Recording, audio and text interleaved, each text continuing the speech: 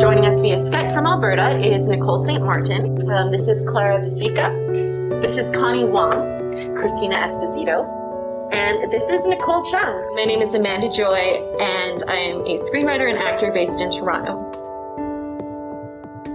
How do you feel that lesbian, bi, or trans women are excluded from mainstream narrative, from television and film, and how we can improve this? We actually had a panelist who wasn't able to make it today.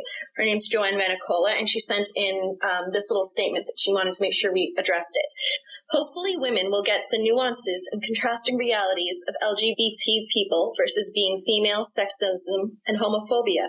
They exist together with racism. If a lesbian gets hired, oftentimes she looks heterosexual and behaves in ways that are pleasing for men. So very rarely do you see butch women or parts that aren't sexualized. And if you are a lesbian, and a lesbian who is not femme, it really adds a layer of homophobia and sexism that's extremely hard to fight. Absolutely. As a queer person, it's like me and like other people I know, we sort of tuned out and started watching web series, right? Yeah. It's like we can go, you can go online and you can watch Feminine and be like, wow, this is exactly like what we're like, and this is a great story, right? And then so when it comes up on TV, it's almost like you're not paying attention. Like you might be rolling your eyes inwardly, but really like that's not the content you're consuming anymore if you're like looking to see like gay and lesbian work or trans work. What are some web series you could recommend then? Mostly Feminine. I think that's the one I've seen like the most recently. Yeah, just like I guess shorter stuff. You're like looking for shorter stuff, or you're like combing through Netflix. But like, I think the stuff that came out like earlier, like coming out stories or like historical, like you're sort of like, yeah, that's okay, but that's not kind of you just kind of watch it. Yeah. Just as we want to be nuanced and have female characters who are very real, not every lesbian woman is constantly going to be at a point in their life where they're coming out to their parents. So maybe that's not the only movie we should make. Or I guess like the stuff that came out like a few years back, like the L Word. That was the most unrealistic show about like gay women we've ever seen. But it was also the only show, so people would go and watch it. So we actually have a question from a male writer.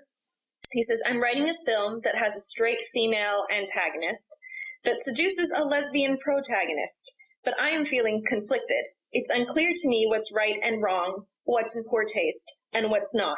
How do you feel about sex scenes? Should they always be included or always be excluded? And are the rules different for LGBT sex scenes versus heterosexual ones? So I think that writers need to do their research. Like, especially for me being like an ethnic woman, if you're the roles that I have read for, you clearly did not talk to somebody who was ethnic. Like, you just made up stereotypes. Literally, you just made up stereotypes. And like, ethnic is like this, and you're just like, okay, I'll just pick this and this. That's hot. Okay. Yeah. That's all it is. So I think you just really need to do research. I mean, put out like an ad and be like, hey, I need people to come in and talk.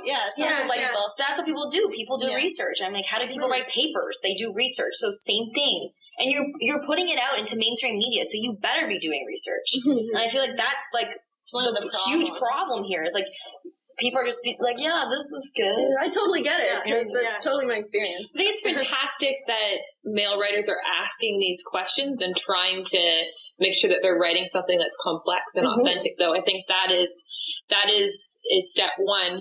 I think having people who do identify in this way, do a table read sort of what you've written, because you know what, like your first draft, something it's okay to get things wrong, not have it right on point, but you're trying, and if you're earnestly trying to do better, to create something richer. I mean, my first full-length play was about a white woman and a Rwandan refugee. Like, I'm clearly not a Rwandan refugee, but I workshopped it many times, and I dealt with things that were really hard, and I was very young when I wrote it, and sometimes it was hard the way that it was received, but I workshopped it many, many times, and I went on to sort of make a film of it, and now it is a work that is embraced by people that represent that group of the population. So I think workshopping things and having just have like conversations that are real. I think that sometimes we're so afraid of like getting it wrong that we just say let's not, because I think there's a whole bunch of other writers that are like, you know what, the thought of writing, let's just say, for example, this one is particularly topical, the thought of writing a Native character and getting it wrong is scary, so I just won't.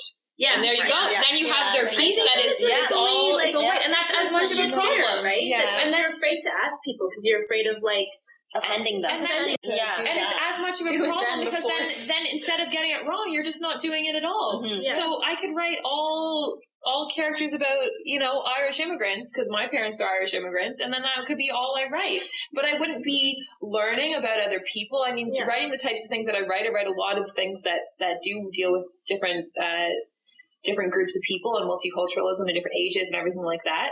And I learn. And sometimes it's hard and sometimes you get things wrong, but you learn about each other by writing and by having conversations that are hard and real. Mm-hmm. So I encourage this writer to do that. And in answer directly to the questions, no, there is not a rule of, yes, you should do a sex scene. No, you shouldn't do a sex scene. And I don't think that it's different whether you should or different. I think that as writers, our job is to portray humanity truthfully and authentically. Mm-hmm. And if that includes a nude sex scene, then perhaps that does in his case, and maybe that is right. But he needs to do the brave work of testing it out and then putting it to a group of people before you put it out to the world to see if you got it right. Yeah. It's gotten to the point where I see myself as an ethnic woman. So like I am now like all these things, whereas before I was just like, I'm an actor, but now it's gotten to the point where I'm like, I'm this category, I'm this one here.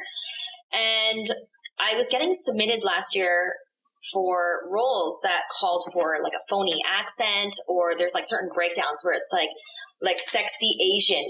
Doesn't matter if she's Japanese, Korean, Chinese, as long as she could just speak one Asian language. And even in Mandarin, there's like 50 different dialects.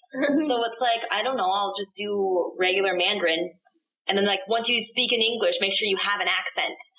But it's like, I was also born here. So there's that.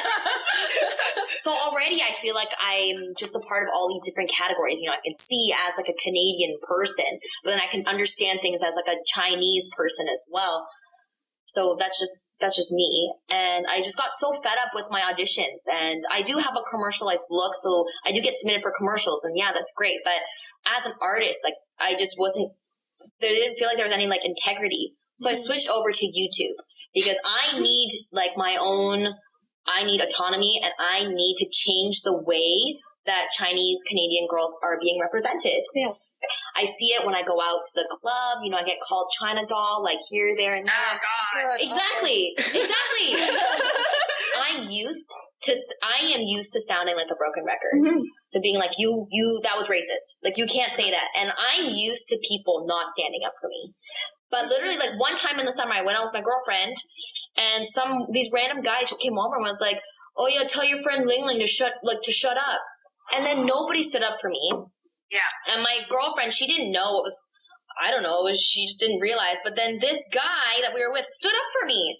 And I literally have not felt that feeling in a very long time. It's almost like you become used to the fact that people automatically sexualize you because you are an ethnic woman. Yes. And I think that that's the thing that people sometimes don't realize is actually part of the experience of being a woman of color, is that it's not just that you're being sexualized for being a woman. You're being sexualized for all of these ideas they have and all of this exoticism. And our industry, unfortunately, actually plays into that quite a bit. A lot of the issues with sexuality, whether it's fetishizing people who are considered exotic because they're women of color, and often it's exotic women of color who are lighter skinned too. And so, you know, Viola Davis talks about the fact that Shonda Rhimes wrote in a sex scene for her character on How to Get Away with Murder, and it was like huge that this darker skinned woman who was over the age of 35 was having a sex scene. So I think it's this weird thing about how women are having to fit these tiny little boxes of sexuality. Yeah.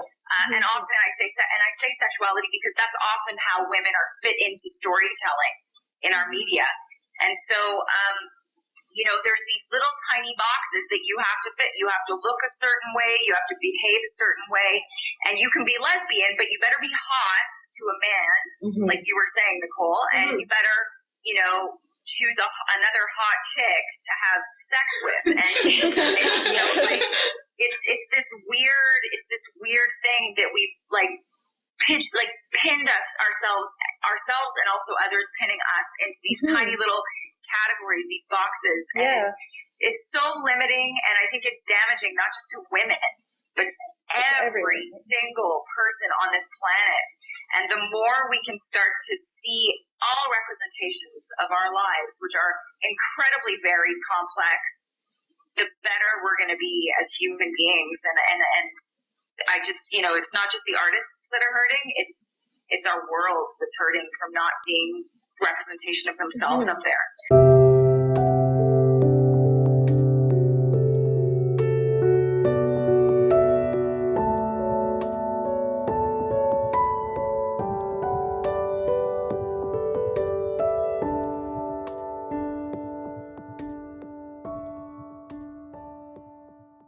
Thank you very much for watching our panel. We look forward to hearing what you think.